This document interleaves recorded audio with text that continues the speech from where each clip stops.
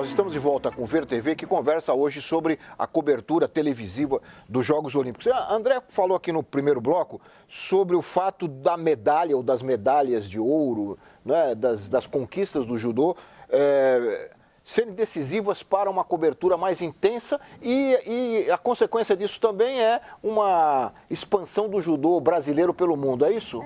O judô é uma modalidade já de tradição, né, em Jogos Olímpicos, Jogos Pan-Americanos, em trazer medalhas, né? Só que a gente não tinha a estrutura que a gente tem hoje. Antes os atletas apareciam nessa época, né? Eram mais divulgadas as medalhas nessa época. Hoje não. Hoje o judô tem uma estrutura, é feito um trabalho que tem atleta todo mês competindo fora, né? Europa, então tem uma estrutura por trás disso. Então é mais acompanhado, então durante o ano aparece todo dia você liga a TV, você vê final de semana, né? Geralmente é competição. Você vê atleta ganhando medalha fora do Brasil. Então, por isso, hoje, com a estrutura, com o trabalho que é feito, que a Confederação realiza, a gente tem essa força. O judô tem essa força, né? Para aparecer mais, com certeza que é pelo resultado, né? Pelas medalhas.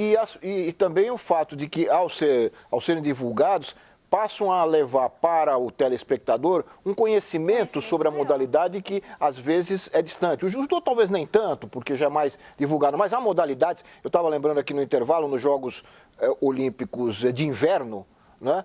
Modalidades absolutamente desconhecidas que chegaram ao Brasil, que fizeram até sucesso, aquela que é com a vassourinha, o curling, que foi um sucesso aquilo. Os Jogos Olímpicos de Inverno, eles entram como uma grande curiosidade aqui para o Brasil, né? Porque realmente não tem o menor apelo, mesmo como torcida, porque absolutamente. O Brasil não tem...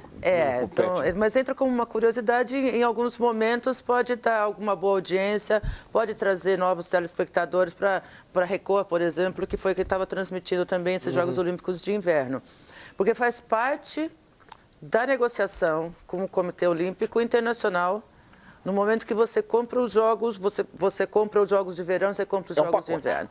Quando os Jogos Olímpicos de verão é que são os mais importantes, porque envolve todos os países, sejam aqueles que só têm esporte de verão, sejam aqueles que têm esporte de inverno. Porque envolve todos os esportes, todas as modalidades que são universais, incluindo futebol, atletismo, natação, que são os esportes dos mais antigos e os que mais atraem atenção em torcedores do mundo inteiro. O judô também entra nessa daqui, o judô principalmente aqui no Brasil, porque é dos que tem mais medalhas olímpicas para o Brasil. O Brasil não tem mais que 50 medalhas olímpicas. E o judô é que tem mais? Não tem judô, vela agora. Agora é a vela. É a vela, judô, atletismo e natação. Então, o Brasil não é uma potência olímpica. Então, por que será que a gente tem que brigar tanto, gastar tanto dinheiro para as TVs, no nosso caso, para brigar para trazer esses direitos para cá? Porque é um dos maiores espetáculos esportivos do mundo. Se você comparar com a Copa do Mundo, então, quem trabalha com esporte tem que ir atrás disso, como negócio e como comprometimento com seus próprios assinantes. No caso da ESPN, é o comprometimento nosso com os nossos fãs de esporte. Então, nós temos que, obrigatoriamente, ir atrás desses direitos e mostrar para as pessoas. E nós, desde o começo, essa já é a 5ª Olimpíada que nós vamos transmitir, desde o início da nossa existência aqui no Brasil. Desde o início, nós sempre tivemos o comprometimento com completa informação das pessoas que vão trabalhar na cobertura desse evento.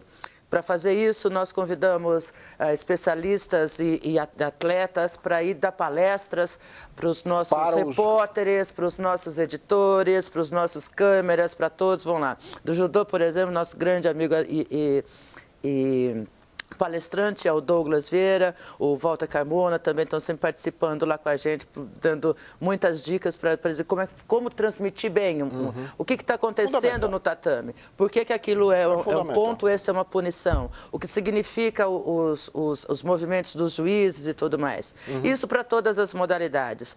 Então, primeiro isso, o comprometimento nosso para o fã do esporte é toda a informação completa, infraestrutura melhor possível para que os nossos profissionais viajando no local possam ter as melhores condições possíveis de trabalho por lá também. E isso, claro, tentando adequar dentro de um orçamento, do budget, porque nem todo mundo tem os 100 milhões que a TV Record tem para gastar num evento como esse. E, em terceiro lugar, um comprometimento total de toda a equipe voltada para esse grande evento, porque é isso que vai dar realmente a atenção e o respeito que o fã do esporte precisa.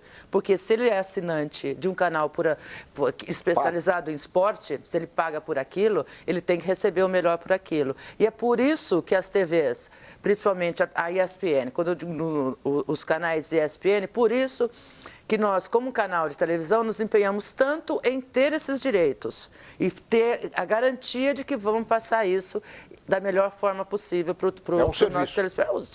Esse é o nosso trabalho.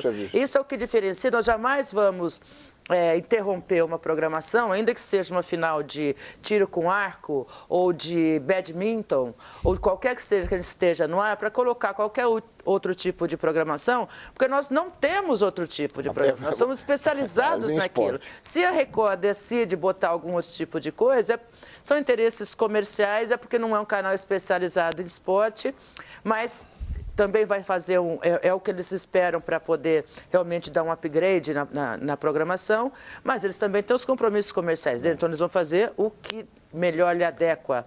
Mas também acredito que, como o André falou, que vai ser uma transmissão um pouco mais generalizada, porque para atingir um público muito maior. O que também tem a ver com a própria posição das duas TVs, né, por exemplo, ESPN e Record no mercado. Uma é especializada, a outra é mais generalista. É apenas que a grande parte da população brasileira ainda não possa assistir aos canais pagos e a ESPN, no caso. Olha, nós ouvimos aqui, sobre essa questão também, nós ouvimos aqui um professor de educação física, o professor Flávio Dalmanto. Vamos ouvi-lo e a gente continua a conversa. É muito importante a transmissão dos Jogos Olímpicos pela TV, porque proporciona à população brasileira, principalmente aqueles que gostam de esportes, que tomem conhecimento de outras modalidades do esporte. Porque você vê, a gente só fala futebol, basquete, vôlei, os tradicionais. E aí você tem a chance de tomar conhecimento dessas outras modalidades esportivas, que são importantes, como polo, como natação sincronizado, nado sincronizado, e faz com que isso seja desenvolvido na população. A transmissão dos jogos também faz com que ocorra esse estímulo para a população, fazendo com que ela, através de assistir aos espetáculos esportivos, crie o hábito, né, de praticar atividade física e atividade esportiva. Então é muito importante essas transmissões. Vocês acham que é uma relação entre uma transmissão de uma Olimpíada, por exemplo, e um aumento de praticantes logo em seguida de determinadas modalidades que foram sucesso, ocuparam mais espaço? Sim. No caso do judô, por exemplo? Com certeza. No dia seguinte, termina o jogo, já tem gente lá na academia. Eu me lembro em 92, quando o Rogério foi campeão olímpico, eu também participei da Olimpíada. E, nossa, foi uma... ele é de Santos, eu também sou de Santos, foi uma febre. Todo mundo só falava em judô. Então, assim, com certeza atrai bastante novos praticantes, aumenta o número de praticantes, eu acho que ajuda bastante. Eu acho que a divulgação é tudo, né? Então, assim... Quando tem um brasileiro, você tem um exemplo brasileiro a ser seguido. Porque no futebol você tem dezenas de exemplos a ser seguido. Mas pega judô, pega o tênis. Lembra quando o Guga foi disputar a primeira final dele em Roland Garros, o estouro de molecada começando a procurar. O tênis foi impressionante, porém você tem esse entusiasmo inicial, você tem a contrapartida que não é tão otimista assim. Se você não continua com resultados, se o seu herói não continua fazendo atos heróicos, o número de praticantes também cai. Eu acho que você toca numa questão interessante, que é o seguinte: Jogos Olímpicos são um grande evento. E evento é eventual, né? Ele acontece num determinado momento e acaba. Ele não tem nada a ver com processo contínuo, né, de formação de jovens, de prática de jovens. Essa relação é complicada, né? A Kitty falou uma expressão aqui que tem muito a ver com essa metáfora, né? Enquanto que o contínuo é o atleta, o eventual é o herói.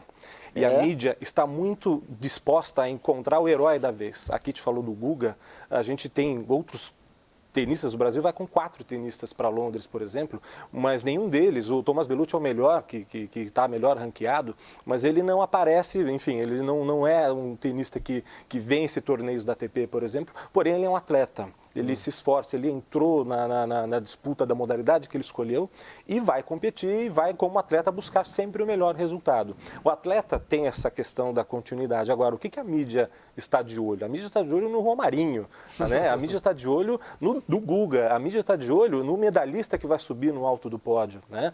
E é uma coisa muito efêmera. A questão do herói é muito efêmera, mas é o que dá audiência, é o que faz barulho. Mas a gente tem uma coisa, são duas coisas diferentes também que a gente fala. Né? Mídia está atrás da notícia, está atrás do que vai dar audiência, está atrás a mídia está atrás do seu negócio. Ruim, né? A formação, o processo do atleta e tudo mais, ela é uma responsabilidade não de mídia, mas das confederações, dos clubes.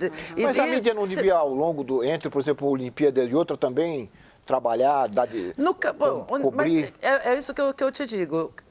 Cada um faz dentro do negócio que ele faz. No caso da ESPN, dos canais ESPN, seja Olimpíada, seja Jogos Abertos do Interior, seja Jogos Pan-Americanos, seja qualquer tipo de competição que tem, nós estamos lá todos os dias.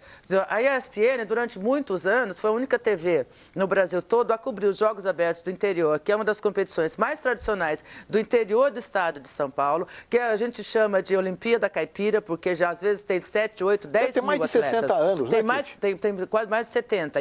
Eu mesmo já cobri vários Jogos Abertos, é muito divertido, você vê muitas histórias, nós estamos lá cobrindo o esporte. Mas você acha que a TV comercial não devia fazer isso, a TV aberta?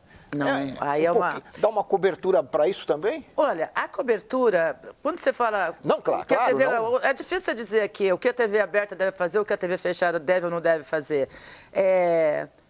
A TV fechada, hoje em dia, elas são muito focadas em determinados nichos e é ali que elas têm que focar.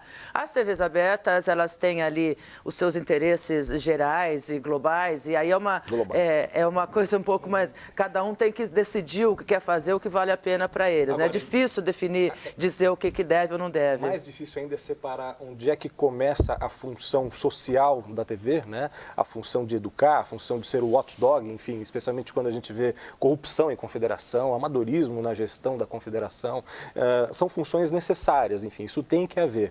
Por outro lado, é o tipo de pauta, digamos assim, que aparece eventualmente, especialmente quando há um escândalo maior, enfim, quando há alguma coisa muito séria. Porque o que de fato chama a atenção, o que dá o brilho, o curling, por exemplo, os jogos de inverno, eles são plasticamente bonitos, eles são legais de se ver.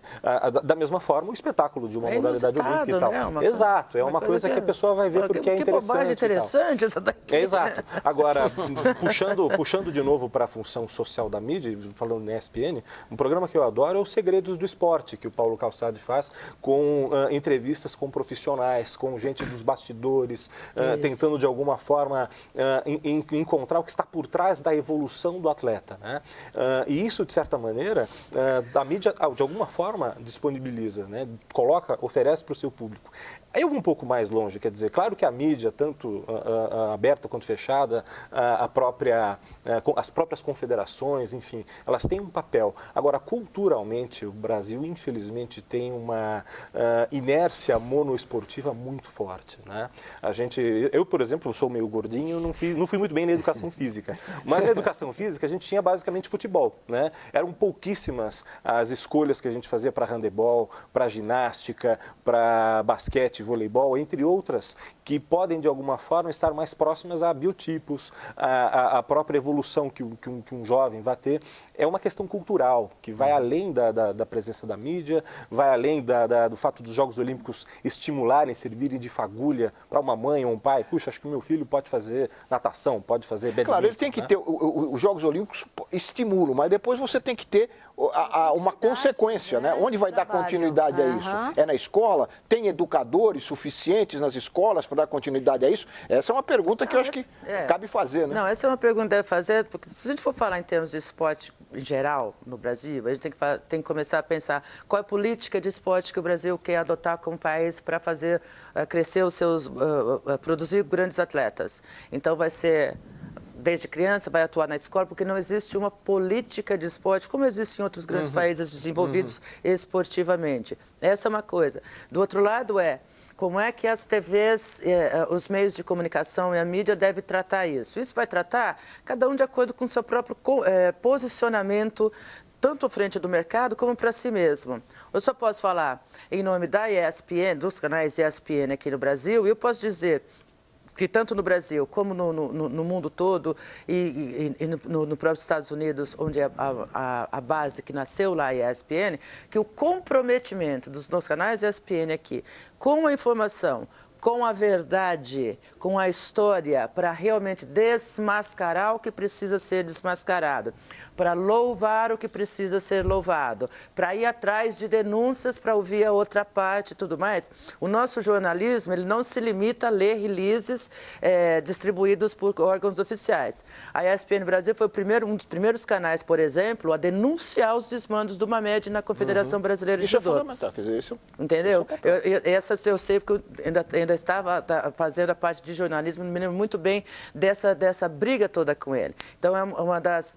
briga muito com o Ricardo Teixeira, por exemplo, fazer várias denúncias sobre o que acontece por lá. Mas, por outro lado, nós temos um programa chamado Caravana do Esporte, que leva o esporte a comunidades de baixa renda, mostrando como é que você pode começar a fazer uma iniciação do moleque para jogar futebol com uma bolinha feita de meia, como é que você faz redes usando rede de pescador nos lugares onde tem ali, dando iniciação esportiva e também treinando os professores locais para que esse aprendizado permaneça lá na comunidade. Então, esse já é um projeto que já dura 4 anos aqui da ESPN Brasil.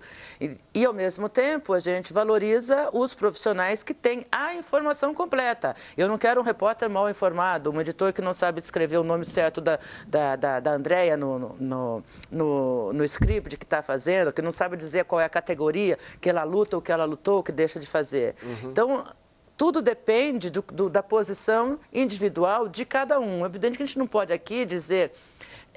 eu não posso dizer o que cada televisão deve fazer. Eu sei o que nós, na ESPN, faz e espera que todos os seus funcionários façam também.